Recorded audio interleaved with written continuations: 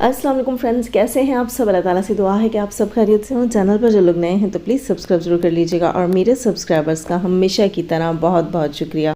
Friends, 2025 का आज पहला दिन है और आज मेरा पहला रिएक्शन इस चैनल के ऊपर बहुत सारी दुआओं के साथ आगाज़ करते हैं, बहुत सारी नेक तमन्नाओं के साथ, अच्छे ख़यालात के साथ, अच्छी कोशिशों के साथ 2025 का वेलकम करते हैं। अल्लाह ताला से दुआ है कि हर साल की तरह ये साल भी बहुत अच्छा गुजरे, मज़ीद अच्छा गुजरे। जो खुशियाँ हम सबको, मुझे, मेरी फैमिली को, आपको, आप सबकी फैमिलीज़ को पिछले तमाम सालों में ना मिल सकी हूँ, वो तमाम खुशियाँ आपको 2025 के इस खूबसूरत से साल के साथ मिलें और इस पूरे खूबसूरत साल को अल्लाह ताला हम सब के लिए बहुत अच्छा बनाए। और मेरी दुआ ये है कि इस पूरे साल में या हमेशा आने वाली ज़िंदगी में कोई किसी का मोहताज ना हो, कोई ज़रूरतमंद ना हो। मैं जब इस किस्म की चीज़ें वीडियोस देखती हूँ टिकटॉक पर और यूट्यूब पर, बहुत सारी चीज़ें देखने को मिलती हैं जहाँ लोग तकलीफ़ में हैं, जहाँ लोग ज़रूरत में हैं और कोई हेल्प नहीं करने वाला, तो बहुत ज़्यादा तकलीफ़ होती है, बहुत ज़्यादा दुख होता है। अल्लाह ताला हम सबको एक दूसरे की मदद के काबिल बनाए और एक दूसरे की मदद करने वाला बनाए। मदद करने के काबिल तो बहुत से लोग होते हैं लेकिन मदद करने वाले बहुत कम लोग होते हैं। तो अच्छी दुआओं के साथ अपने नए साल का आगाज़ कीजिए और नए अच्छे काम कीजिए जो पिछले साल नहीं किए। बढ़ते हैं अपने खूबसूरत से रिएक्शन की तरफ। जनाब, लाइक करने वाली बहनों का स्पेशल थैंक्स, स्पेशल शुक्रिया। बहुत सारी प्यारी दुआओं में आप सब शामिल हैं।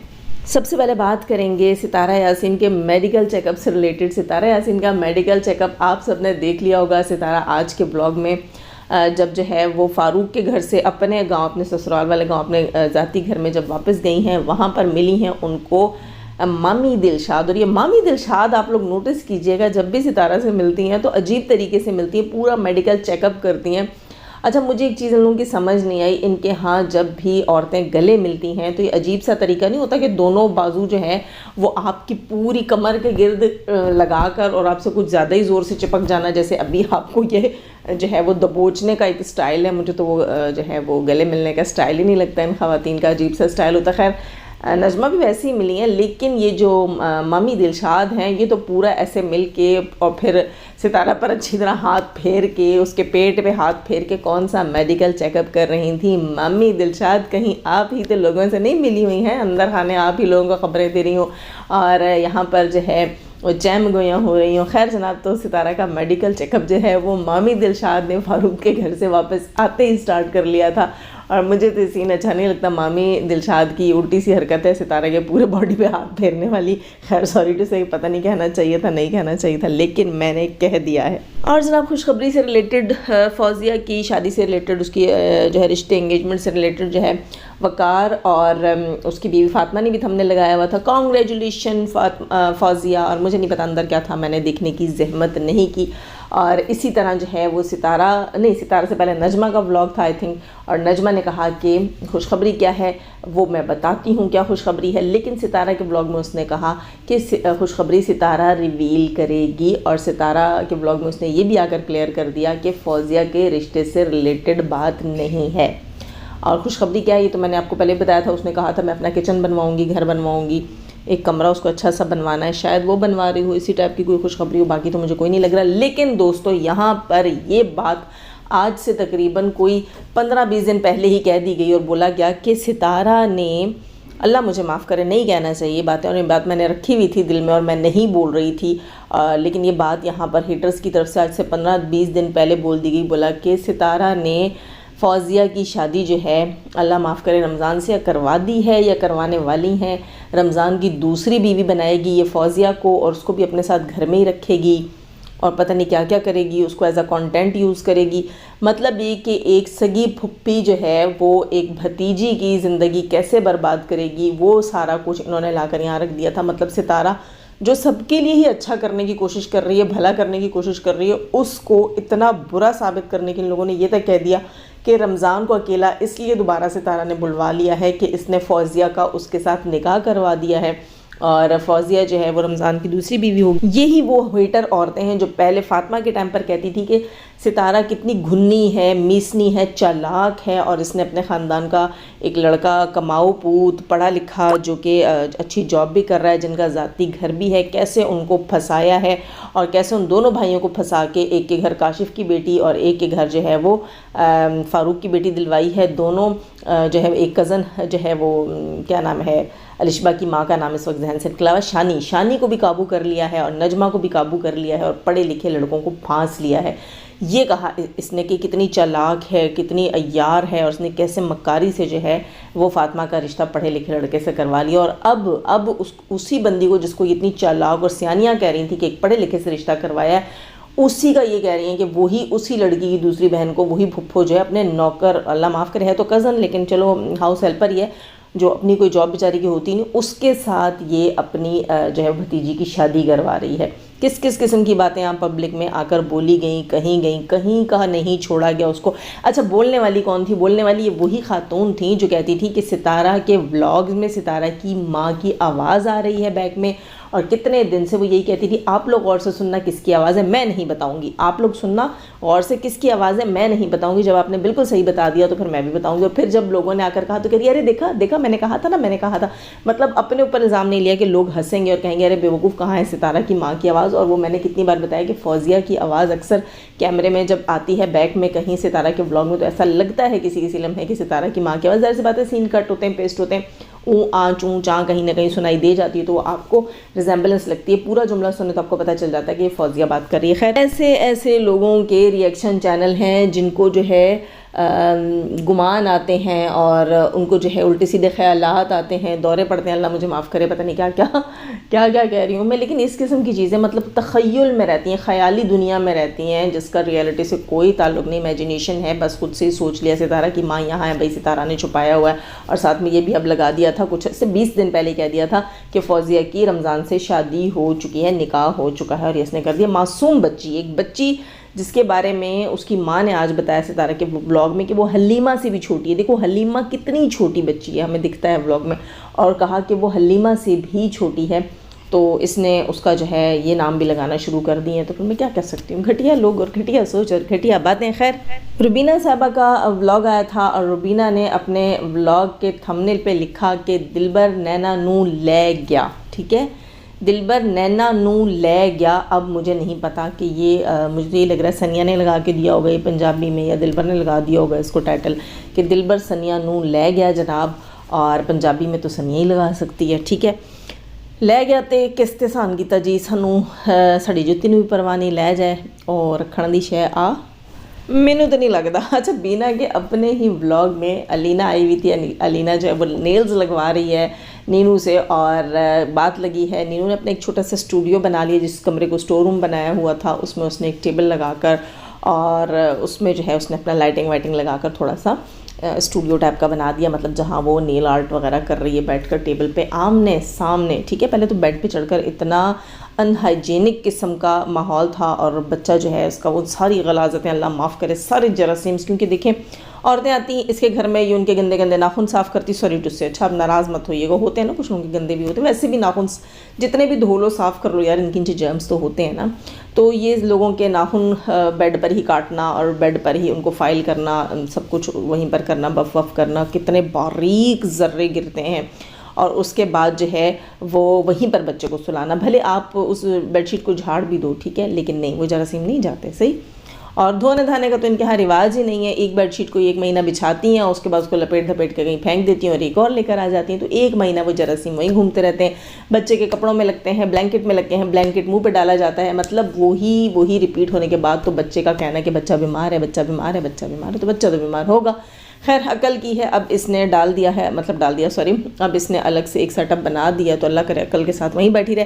खैर, इसकी दोस्त के मुंह से सच निकला और इसने कहा कि हाँ अब अच्छा लग रहा है, अब साफ़ सफाई हो गई है, देखो मैंने घर सेट कर लिया। तो अलीना कहती है कि तुम गंदी हो तो तुम्हारा घर कैसे साफ़ हो सकता है, ये तो तुम्हारी माँ ने साफ़ किया है, तो सच तो होता है, सामने आ जाता है। खैर, यहाँ पर शाहरुख की थोड़ी सी बात करूँगी। शाहरुख ने आज थंबनेल लगाया और अपनी वीडियो में बता रहा था कि मुझे धमकियाँ दी जा रही हैं। तो सबसे पहली बात तो ये कि अगर तुम्हें धमकियां दी जा रही हैं तो सितारा के सपोर्टर्स तुम्हारे कोई ठेकेदार नहीं लगे हुए, ठीक है। बल्कि सितारा के सपोर्टर्स ने अब किसी का भी ठेका लेने से इनकार कर दिया, सीधी बात है। हम लोगों ने कहा है ना कि हम किसी के सपोर्टर नहीं हैं, हम जो है अपना अपना काम कर रहे हैं, रिएक्शन रिव्यू के हद तक हमारा काम है। और ये चीज़ जो है ये आप लोगों ने ही नाम रखे थे, ये नाम रखकर आप लोगों ने ही हमारे नाम बदनाम किए थे, वरना कोई भी ये नाम खुद नहीं रखा था किसी ने भी, और ना कोई इंटरेस्टेड था ये टाइटल आप लोगों से लेने में। दूसरी चीज़, ये बंदा कहता है कि मुझे जो है वो धमकियां दी जा रही हैं, और जो बंदा सच्चा होता है, आप सब जानते हैं कि जो बंदा सच्चा होता है उसी को डराया धमकाया जाता है और वही धमकियां देता है। ये किसने कह दिया कि जो सच्चा होता है उसी को डराया धमकाया जाता है? ये कौन सी किताब में लिखा हुआ है? मुझे तो नहीं पता, मैंने तो कहीं नहीं पढ़ा कि सच्चे बंदे को ही डराया धमकाया जाता है। कुछ झूठों को भी डराया धमकाया जाता होगा, जैसे कि आप पहले आते थे और पहले आप कहते थे कि सितारा के ख़िलाफ़ जो है वो मैंने मुंह खोला है, मेरी बीवी ने मुंह खोला है, तो हमें डराया धमकाया जा रहा है। आज भी आप उसी बात के ऊपर बैठे हुए हैं कि आप सच्चे हैं और आपको डराया धमकाया जा रहा है, बस मुद्दा चेंज है। अब सितारा की जगह जो है वो नीनू की बात है। तो आप हर बार सच्चे साबित होने के लिए आप क्या कहते हैं कि जिसको डराया धमकाया जाता है वो सच्चा होता है? जी नहीं, हम कैसे मान लें? हमने तो आपको पहले भी सच्चा नहीं माना, सितारा वाले जो है वो सारे सिनेरियो में हमने तो आपको सच्चा नहीं माना, ना आपको सच्चा माना, ना आपकी बीवी को सच्चा माना। तो फिर हम कैसे मान लें? वही शख्स दोबारा आता है पब्लिक में और बैठता है और एक बार फिर कहता है कि मैं तो सच्चा हूँ, और आपको पता है हमेशा सच्चों को ही डराया धमकाया जाता है। और मैंने आप सबको पहले भी कह दिया, इससे कोई डराया धमकाया नहीं जा रहा। ये दोनों मियाँ बीवी जो हैं वो इस चीज़ का फ़ायदा उठा रहे हैं, दोनों जो है वो कंट्रोवर्सी खेल रहे हैं। कोई डिवोर्स नहीं होने वाली, कोई अंदर की कोई स्टोरी नहीं है।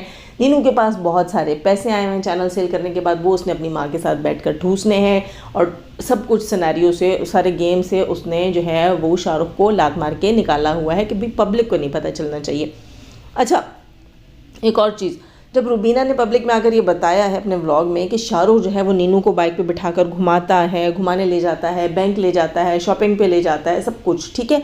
ये अक्सर पार्क में बैठा हुआ आपको दिखता है अपने व्लॉग में, और ना 2 नंबर की उदासियाँ दिखाता है। इसके चेहरे पर हंसी आती है, जैसे ही हंसी आती है ना तो फिर एकदम जैसे एक साइको बंदा नहीं होता, ये उस तरह का पोज मारता है कि लोग ये समझें कि मैं जो है ना बस किसी ख्याल को देख के मुस्कुरा रहा हूँ, है ना।